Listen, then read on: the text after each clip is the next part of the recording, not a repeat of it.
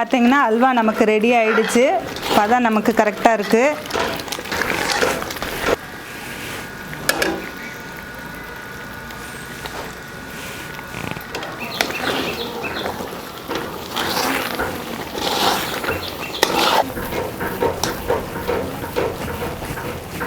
பாரம்பரிய உணவு பிரியர்கள் அனைவருக்கும் வணக்கம். நீங்கள் பார்த்துட்டு இருக்கிறது ஃபுட்டி தமிழா சேனல். நான் உங்கள் உமா முருகேசன். இன்றைக்கி நம்ம என்ன செய்ய போகிறோன்னு பார்த்தீங்கன்னா, ஒவ்வொரு ஊருக்கும் ஒவ்வொரு ஸ்பெஷல் டிஷ் இருக்கும், ஒவ்வொரு ஸ்நாக்ஸ் இருக்கும். அந்த மாதிரி நம்ம திருநெல்வேலி அப்படின்னு சொன்னாவே நம்ம வந்து எல்லோரும் நினைவுக்கும் வர்றது அல்வா.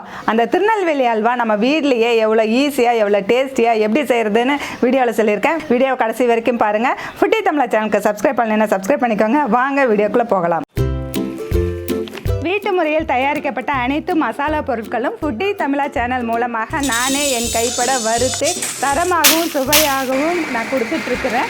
இது சாம்பார் பொடி, ரசப்பொடி உட்பட 10 வகையான மசாலா பொடிகள் நான் கொடுத்துட்ருக்குறேன். இது தேவைப்படுறவங்க கீழே இருக்க கான்டாக்ட் நம்பருக்கு வாட்ஸ்அப் மூலம் வாட்ஸ்அப் பண்ணுங்கள். ஆல் ஓவர் இந்தியா நம்ம கொரியர் மூலமாக அனுப்பி வைக்க முடியும்.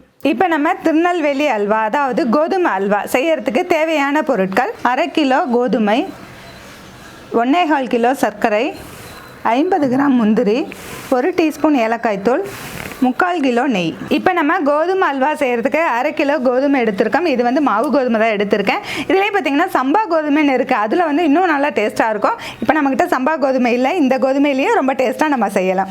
இப்போ வந்து இந்த கோதுமையை வந்து 10 to 12 நேரம் முன்னாடியே ஊற வச்சா தான் நம்ம பால் எடுக்க முடியும். அதனால் நான் இது நேற்று நைட்டு நான் ஊற வச்சுட்டேன்.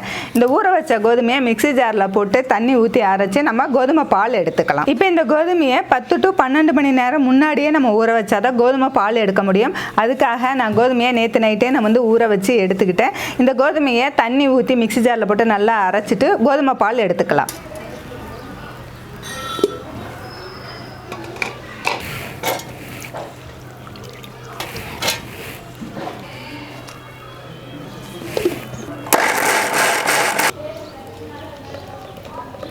நம்ம மிக்சியில் அரைச்ச கோதுமை மாவை வந்து இப்படி ஜல்லடை வச்சு நம்ம வடிச்சுக்கலாம். கோதுமை வந்து நிறையா இருக்கனால நம்ம 2 டைம் 3 டைம் அரைச்சி எடுத்துக்கலாம்.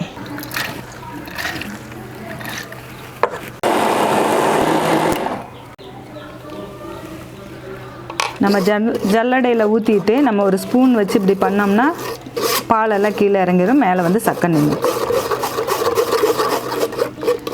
இப்போ நம்ம இப்படி பண்ணும்பொழுது பாலெல்லாம் கீழே இறங்கிடுச்சு, மேலே நிற்கிறது வந்து சக்கை. இந்த நமக்கு சக்கை தேவையில்லை, அதனால் நல்லா பிழிஞ்சு எடுத்துக்கலாம்.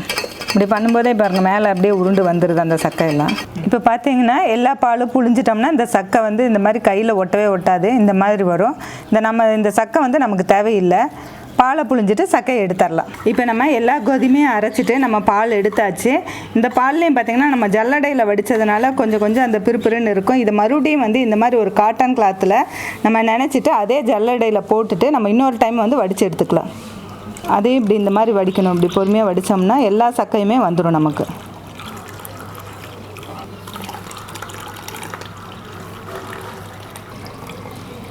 இப்போ நம்ம ரெண்டாவது இந்த துணியில் வச்சு வடித்தங்காட்டி பாருங்கள் மேலே சக்கையெல்லாம் வந்துருச்சு. இப்போ நம்ம பால்லாம் ரெடி ஆகிடுச்சு, வடித்து எடுத்துக்கலாம். இப்போ வந்து நம்ம கோதுமை பால் வந்து எடுத்துட்டு நல்லா வடித்து எடுத்து வச்சுருக்கிறோம். இந்த பாலை வந்து அப்படியே நம்ம வந்து 2 மணி நேரம் அப்படியே வச்சிட்டோம்னா இந்த பால் மேலே தண்ணி தனியாக பால் தனியாக அதாவது தெளிஞ்சு வரும். அதுக்கப்புறமா நம்ம எடுத்து அல்வா செஞ்சுக்கலாம். இப்போ நம்ம கோதுமையிலேருந்து எல்லா பாலுமே எடுத்து முடிச்சாச்சு. அதுக்கப்புறம் நம்ம 2 தடவை வடித்தாச்சு. இந்த பால் வந்து இந்த பாத்திரத்தில் அப்படியே வச்சிடலாம். ஒரு 2 மணி நேரம் கழித்து நம்ம எடுத்தோம்னா கீழே வந்து கெட்டியான பாலும் மேலே வந்து தண்ணி தனியாக வரும். அப்போ வந்து எடுத்துட்டு அந்த தண்ணியை கீழே கொட்டிட்டு நம்ம அல்வா செஞ்சுக்கலாம்.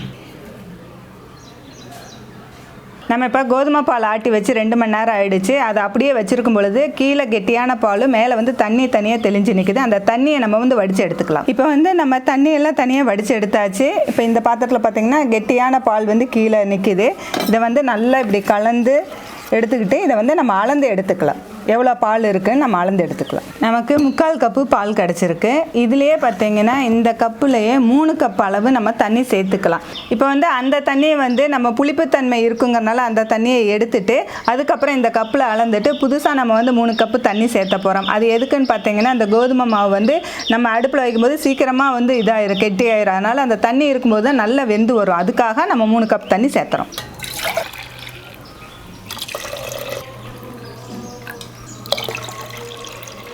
இப்போ நம்ம 3 கப்பு தண்ணி ஊற்றி இப்போ பால் நல்லா கலந்து வச்சாச்சு. இப்போ நம்ம வந்து அடுப்பில் வச்சுக்கலாம்.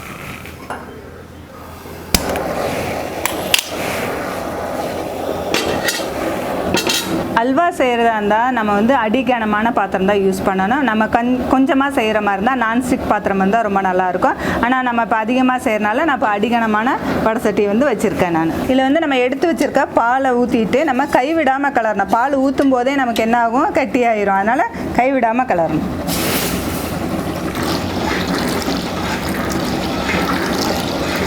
இந்த பாத்திரத்துலேயே மாவு வந்து தங்கியிருக்கும். அதனால் நல்லா கலரிட்டு அப்படியே ஊற்றிடலாம்.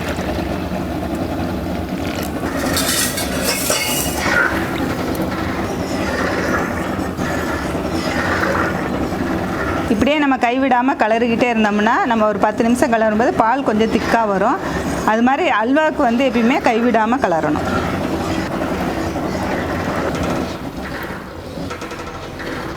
இப்போ பார்த்தீங்கன்னா நம்ம 10 நிமிஷம் கலரியாச்சு. அடுப்பு நல்லா எறிவும், நல்லா திக்காகிடுச்சு. நம்ம எடுத்து வச்சுருக்கிற சர்க்கரை வந்து இதில் சேர்த்துக்கலாம். இதில் வந்து 1.25 கிலோ சர்க்கரை வச்சுருக்குறோம். நம்ம 1 கிலோ சர்க்கரை இதில் சேர்த்துடலாம். 1/4 கிலோ சர்க்கரை வந்து நம்ம கேரமல் பண்ணிக்கலாம்.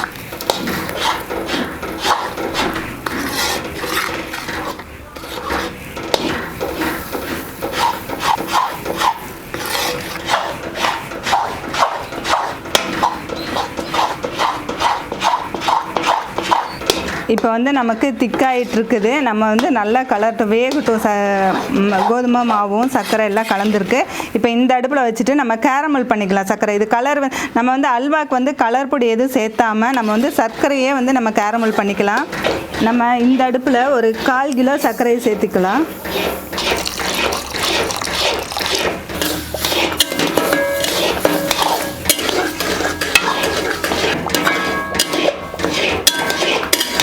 இப்போ நம்ம இந்த இதுவும் கலரிக்கிட்டே இருக்கணும். இந்த பக்கம் பார்த்திங்கன்னா சர்க்கரை கொஞ்சம் நல்லா ப்ரௌன் ஆக வர வரைக்கும் நம்ம கலரிக்கணும்.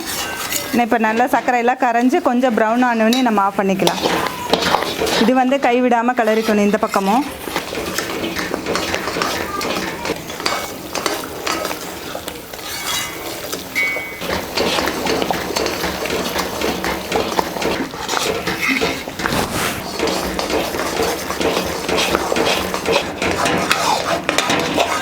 இப்போ வந்து சர்க்கரை வந்து கலர் மாறி வருது. நமக்கு தேவையான கலருக்கு வந்து நம்ம அடுப்பு ஆஃப் பண்ணிக்கலாம். ரொம்ப கருகு விட்டோம்னா கருகுன வாசடிக்கும். இப்போ பாருங்கள் கலர் நல்லா கிடச்சிருச்சு. நம்ம இதை எடுத்துகிட்டு நம்ம இந்த அல்வாவில் ஊற்றிக்கலாம். இதை ஊற்றும்போது பார்த்து ஊற்றணும். பபுள்ஸாக வரும் மேலே. கொஞ்சம் தள்ளி நின்று தான் ஊற்றணும். நம்ம இப்போ ஊற்றுனதுக்கப்புறம் இப்போ எல்லாத்தையும் சேர்த்து நம்ம கலரிக்கலாம். இப்போ பாருங்கள் நம்ம கேரமல் பண்ண சர்க்கரையும் நம்ம போட்டாச்சு. இப்போ வந்து கலர் வந்து நல்லா வந்திருக்கு. இது கூட வந்து நம்ம எடுத்து வச்சுருக்க நெய்யை கொஞ்சம் கொஞ்சமாக சேர்த்துக்கணும். நம்ம 2-3 டைம் இந்த நெய்யை ஊற்றி கலரணும். இப்போ நம்ம வந்து நெய் கொஞ்சம் ஊற்றிக்கலாம். இப்போ இதுக்கு வந்து கிட்டத்தட்ட 1/2 லிட்டர்லேருந்து 3/4 லிட்டர் தேவைப்படும். நம்ம வந்து 2-3 டைம் இந்த நெய் ஊற்றி கலரிக்கலாம். இப்போ நெய் ஊற்றி இப்படி கலரணும். இப்போ பார்த்திங்கன்னா நம்ம நெய் விட்டு கலரும்போது மேலே நெய் இருக்கிற மாதிரி இருக்கும். ஆனால் வந்துட்டு கொஞ்சம் கலரை எல்லாமே அப்சர்வ் பண்ணிக்கும் உள்ள.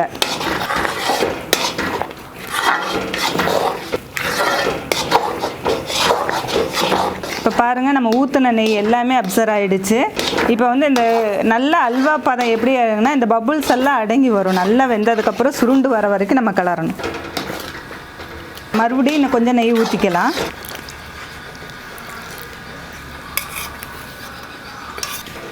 இப்போ நம்ம 2வது தடவை நெய் விட்டாச்சு. இதையும் நல்லா கலரிக்கலாம். அல்வாலாம் கலரும்போது கரண்டி நல்ல நீளமாக வச்சுக்கணும். கொஞ்சம் தள்ளி உட்காந்துக்கணும். அந்த பபுள்ஸு இதெல்லாம் வந்து நம்ம மேலே தெரிக்காமல் கொஞ்சம் தள்ளி உட்காந்துக்கணும்.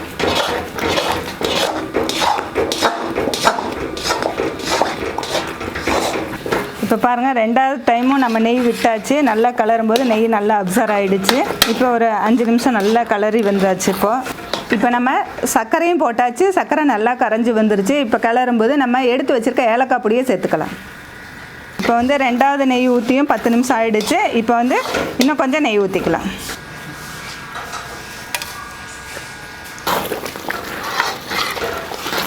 இப்போ ஸோ 3வது டைமும் நெய் விட்டாச்சு. நெய் பார்த்திங்கன்னா மேலேருந்து பூரா அப்சர்வ் ஆகிடுச்சு. இதே ஒரு நம்ம 10 நிமிஷம் நம்ம கலரிக்கலாம். இப்பயே பார்த்திங்கன்னா கொஞ்சம் ஒட்டாத அளவுக்கு வருது. இப்படி திருப்பி போடும்போது பார்த்திங்கன்னா ஒட்டாமல் இருக்குது. இன்னும் கொஞ்சம் நேரம் கலரிக்கலாம்.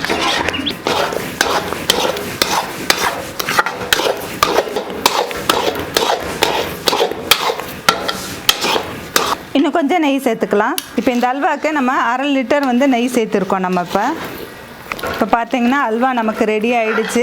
பதம் நமக்கு கரெக்டாக இருக்குது. ஏன்னா உங்களுக்கு ஊற்றின நெய்யும் வெளியே வர மாதிரி இருக்குது.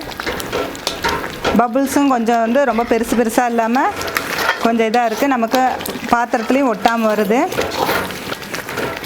நமக்கு இப்போ சூப்பராக கோதுமை அல்வா வந்து ரெடி ஆகிடுச்சு. நம்ம இது கூட நம்ம வறுத்து வச்சுருக்கிற நெய்யில் கொஞ்சமாக முந்திரி வந்து ரொம்ப ஃப்ரை ஆகாமல் லேசாக வறுத்து எடுத்து வச்சுருக்குறோம். அதையும் வந்து இதில் சேர்த்துக்கலாம்.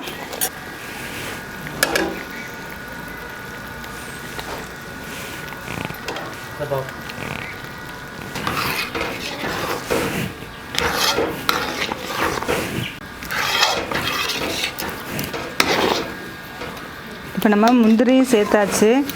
கொஞ்சம் ஒட்டாமல் வருது. நம்ம இப்படி எடுத்து போடும்போது இன்னும் ஒரு 5 நிமிஷம் கலரலாம். பார்த்திங்கன்னா திருப்பி போடும்போது வடசட்டியில் ஒட்டலை. கொஞ்சம் நெய்யெல்லாம் பிரிஞ்சு வர மாதிரி இருக்குது.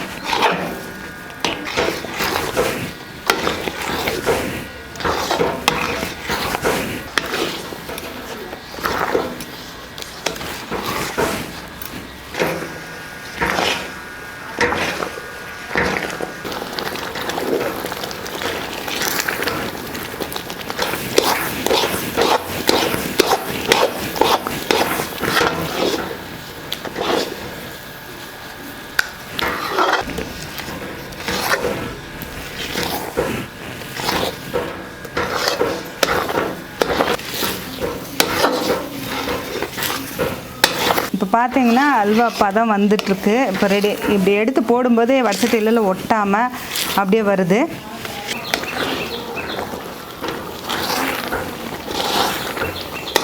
இப்போ நம்ம வந்து 1 மணி நேரம் ஆச்சு. நம்ம இந்த பால் ஊற்றி கலர ஆரம்பித்து அல்வா வந்து நல்லா இப்போ பாருங்கள் சுருண்டு வந்திருக்கு. வடசட்டியில் ஒட்டாமல் நம்ம வந்து இப்போ சுருள வருது. இப்போ இந்த இதுதான் பதம். நம்ம இப்போ வந்து அடுப்பு ஆஃப் பண்ணிக்கலாம். பார்த்திங்கன்னா கரண்டி வச்சு இப்படி இது பண்ணும்போது வடசட்டியில் ஒட்டாமல் எல்லாமே இப்படி நல்லா நமக்கு சுருண்டு வருது. நமக்கு அல்வா ரெடி ஆகிடுச்சு. இப்போ நமக்கு அல்வா ரெடி ஆகிடுச்சு. நம்ம அடுப்பு ஆஃப் பண்ணிடலாம்.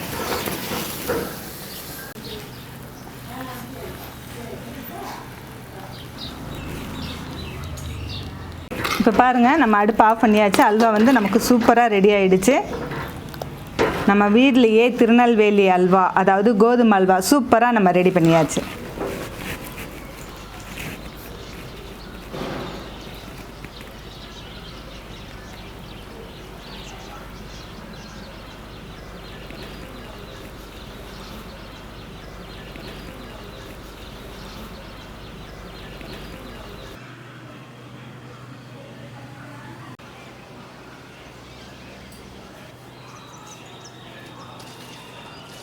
இப்போ நம்ம கோதுமை அல்வா, அதாவது திருநெல்வேலி ஸ்பெஷலான திருநெல்வேலி அல்வா, கோதுமை அல்வா நம்ம எப்படி செய்யுதுன்னு ஃபுல்லாக இந்த வீடியோவில் காமிச்சிருந்தோம். இந்த கோதுமை அல்வா பார்த்திங்கன்னா நமக்கு ஃபைனலி 4 கிலோ அல்வா கிடச்சிருக்கு. இந்த வீடியோ பிடிச்சிருந்தா லைக் பண்ணுங்கள், ஷேர் பண்ணுங்கள். வீடியோ பற்றின கருத்துக்களை கமெண்ட் செக்ஷனில் கமெண்ட் பண்ணுங்கள். ஃபுட்டி தமிழா சேனலுக்கு சப்ஸ்கிரைப் பண்ணலைன்னா சப்ஸ்கிரைப் பண்ணிக்கோங்க. மீண்டும் அடுத்த வீடியோவில் சந்திக்கலாம்.